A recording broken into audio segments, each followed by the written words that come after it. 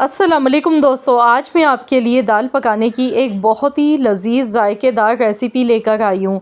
दाल तो आप बनाते ही होंगे, लेकिन आज मैं आपके साथ दाल बनाने का वो तरीका शेयर करूँगी कि जब आप इस तरीके से दाल बनाकर तो जिन घरों में बच्चे या बड़े दाल शौक़ से नहीं खाते हैं ना, वो भी आपसे फ़रमाइश पर बनवाएंगे। तो चलिए रेसिपी देख लेते हैं।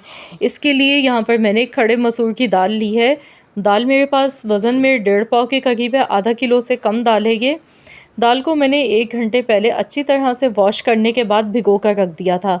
तो इसे खड़े मसूर की दाल भी कहते हैं, मलका मसूर की दाल भी कहते हैं, साबुत मसूर की दाल भी कहते हैं, काली मसूर की दाल भी कहते हैं। तो आप लोग मुझे कमेंट्स में ज़रूर बताइएगा कि आपके यहाँ किस नाम से पुकारा जाता है इस दाल को। तो यहाँ दाल को अच्छी तरह से वॉश करने के बाद पैन में डालेंगे। 3 इसमें टमाटर मैंने डाले हैं, लहसुन के जवे हैं 4 से 5 अदद, ये इसमें शामिल कर दिए। इसके साथ ही अदरक लेंगे, प्याज लेंगे। तो यहाँ अदरक 1 इंच का टुकड़ा इसमें डालेंगे। इसके साथ ही प्याज मैंने ली है एक छोटे साइज़ की, तो यहाँ साबुत प्याज भी इसमें ऐड कर दी है।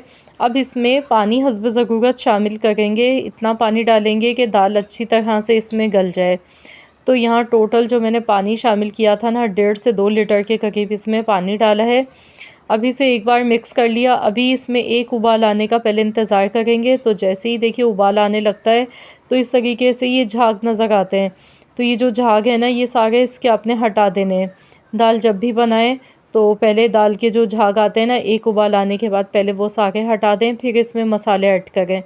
तो इस तरह से दाल हमारी बहुत ही अच्छी बनती है। तो यहाँ पर थोड़े बहुत झाग अभी इस पे मौजूद हैं, तो चलिए इसमें नमक ऐड कर लेते हैं 1 चम्मच भर के। आधा टेबल स्पून बड़ा चम्मच मैंने लिया है बिरयानी खाने वाला हल्दी मैंने शामिल की है, क्योंकि दाल बना के दाल में हल्दी का इस्तेमाल थोड़ा ज़्यादा ही होता है। 2 चम्मच के करीब कुटी हुई लाल मिर्चें, आधा चम्मच पिसा हुआ ज़ीरा। तो बस इसे अच्छी तरह से एक बार मिला लेंगे। तो यहाँ जो ये झाग इसमें नज़र आ गए ना, जैसे जैसे उबाल आता जाता है तो झाग बनना शुरू हो जाते हैं। तो यहाँ थोड़े से झाग मैं मज़ीद और इसके हटा देती हूँ। अब हम दाल को गलने के लिए रख देंगे। तो मैं इसे कवर कर दूँगी, तो पूरा इसे ढकेंगे नहीं, वरना दाल का जो पानी है ना वो बाहर आना शुरू हो जाएगा। गैस का फ्लेम मैंने लो टू मीडियम रखा है, इसीलिए मैंने कवर पूरा नहीं लगाया है ताकि पानी बाहर ना निकले। तो यहाँ दाल को हम 1 घंटे के लिए अच्छी तरह से पकाएंगे। तो यहाँ 1 से सवा 1 घंटा हो चुका है और देखिए दाल हमारी बहुत अच्छी तरह से गल चुकी है। ये देखें, बहुत अच्छी तरह से दाल गल चुकी है। तो अब इसमें हमने एक स्टेप करना है। तो यहाँ दाल को ना घोटना है। अब आपकी मर्ज़ी है, जिस चम्मच से आप बना रहे हैं तो उसी से इस तरह से इसे मैश कर लें, या तो फिर दाल घोटने वाली जो घोटनी होती है ना, उससे अच्छी तरह से आप इसे घोट सकते हैं। तो यहाँ पर मैं हाथ से इसी तरह से मिक्स कर रही हूँ। तो यहाँ दाल घोटने वाली जो घोटनी होती है ना, उससे भी आप इस तरीके से ये देखिए दाल को अच्छी तरह से घोट सकते हैं। बस यहाँ दाल को घोटते टाइम एक चीज़ का ध्यान रखना है, 2 से 3 मिनट से ज़्यादा मत आप ये स्टेप कीजिएगा, क्योंकि दाल का जो साबुत दाना है ना वो ख़त्म नहीं होना चाहिए। तो यहाँ जो पानी अलग और दाल अलग हो गई होती है ना, तो उसकी वजह से हम इसे थोड़ा-सा हमने घोट लिया, ताकि इसकी जो कंसिस्टेंसी है ना वो परफ़ेक्ट बन सके। दाल बहुत ज़्यादा अभी हमारी गाढ़ी है, तो यहाँ इसमें मज़ीद और मैंने पानी शामिल किया है थोड़ा-सा, क्योंकि मैं ये दाल चावल के साथ बना गई हूँ। तो चावल के साथ जो है ना बहुत गाढ़ी दाल अच्छी नहीं लगती है। तो यहाँ मैंने इसमें थोड़ा-सा पानी मज़ीद और ऐड किया है।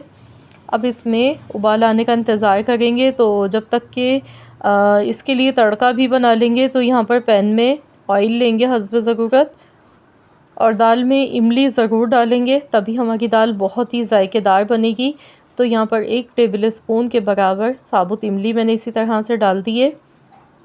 तो बस इसे भी अच्छी तरह से मिक्स करेंगे। इस दाल में टमाटर इमली दोनों का मैंने इस्तेमाल किया है। आप चाहें तो सिर्फ़ इमली का भी इस्तेमाल कर सकते हैं, इमली मस्ट है, इसमें लाजमी डाली जाती है। तो यहाँ पर तड़के के लिए अदरक ली है 1 चम्मच के बराबर बारीक कटी हुई, लहसुन है 1 टेबल स्पून के बराबर, प्याज ली थी एक छोटे साइज़ की स्लाइस में कटी हुई, साबुत लाल मिर्चें हैं 5 अदद यहाँ पर। तो इस तरीके से ये सारी चीज़ें ऑयल में डालकर अच्छी तरह से गोल्डन कलर आने तक फ्राई करेंगे। तो देखिए तड़का हमारा अल्हम्दुलिल्लाह तैयार हो चुका है। तो चलिए अब इसे दाल के ऊपर लगाएंगे।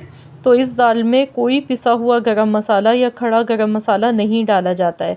अब जो इसके लवाज़मात हैं ना, इसमें पुदीने के पत्ते थोड़े से शामिल करने हैं, और इसके साथ ही 5 से 6 अदद मोटी वाली हरी मिर्चें मैंने काट के डाल दी। इस दाल की ख़ास बात ये इसमें हरा धनिया नहीं बल्कि पुदीने का इस्तेमाल किया जाता है, इमली डाली जाती है और ये खड़े मसूर की दाल बहुत ही लाजवाब और बहुत ही जायकेदार बनती है। चावल के साथ तो ये बहुत ही मज़े की लगती है। तो देखिए लुक वाइज़ भी आप चेक कर सकते हैं, माशाल्लाह अल्हम्दुलिल्लाह ये बहुत ही लज़ीज़ बनी है। तो इस तरीके से आप लोग भी दाल की ये रेसिपी ज़रूर ट्राई करें और अपना फ़ीडबैक मेरे साथ ज़रूर शेयर करें। वीडियो पसंद आई है तो वीडियो को लाइक कर दें, शेयर कर दें।